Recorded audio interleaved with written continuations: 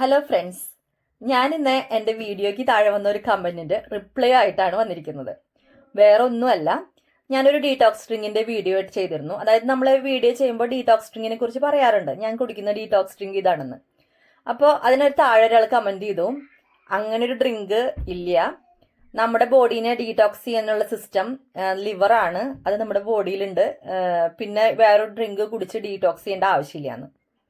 അപ്പോൾ ഈ കമന്റിനെ ഞാൻ ആക്സെപ്റ്റ് ചെയ്യുന്നു. വെരി ട്രൂ ആണ്. ഞാനൊരു നഴ്സാണ്. അപ്പോ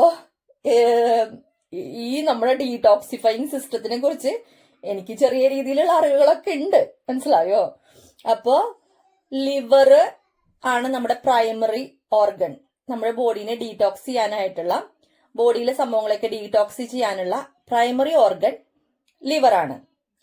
രണ്ടാമത് കിഡ്നിയും നമ്മുടെ ബോഡിയിൽ ഡീടോക്സിഫൈ ചെയ്യാൻ വേണ്ടിയിട്ട് ഹെൽപ്പ് ചെയ്യുന്ന ഒരു ഓർഗൻ ആണ്.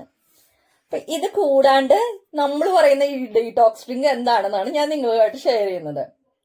എന്റെ സോഡ കട്ട് ചെയ്യാൻ, മനസ്സിലായോ? സോഡ എന്ന് പറയുമ്പോൾ കൊക്കക്കോള, ഫിസി ഡ്രിങ്ക്സ് സംഭവങ്ങളൊക്കെ കട്ട് ചെയ്യാനായിട്ട് എന്റെ ഡ്രിങ്ക്സ് എന്നെ ഹെൽപ്പ് ചെയ്യുന്നുണ്ട്. ഷുഗർ ക്രേവിങ്സ് കുറയ്ക്കാൻ എന്റെ ഡ്രിങ്ക്സ് എന്നെ ഹെൽപ്പ് ചെയ്യുന്നുണ്ട്. അതായത് ചായ, കാപ്പി, കട്ടൻ ചായ, അങ്ങനെയുള്ള നാരങ്ങ വെള്ളത്തില് മധുരമുള്ള നാരങ്ങ വെള്ളം, അതൊക്കെ അവോയ്ഡ് ചെയ്യാനായിട്ട് എന്റെ ഈ ഡീടോക്സ് ഡ്രിങ്ക് എന്നെ ഹെൽപ്പ് ചെയ്യുന്നുണ്ട്. മൂന്നാമത് എന്റെ ബ്ലോട്ടിങ് കംപ്ലീറ്റ്ലി അവോയ്ഡ് ചെയ്യാനായിട്ട് എന്റെ ഈ ഡ്രിങ്ക് ഹെൽപ്പ് ചെയ്യുന്നുണ്ട്. അപ്പൊ അതുകൊണ്ട് തന്നെ എനിക്ക് ഈ ഡ്രിങ്കിനെ ഡീടോക്സ് ഡ്രിങ്ക് എന്ന് പറയാൻ തന്നെയാണ് ഇഷ്ടം.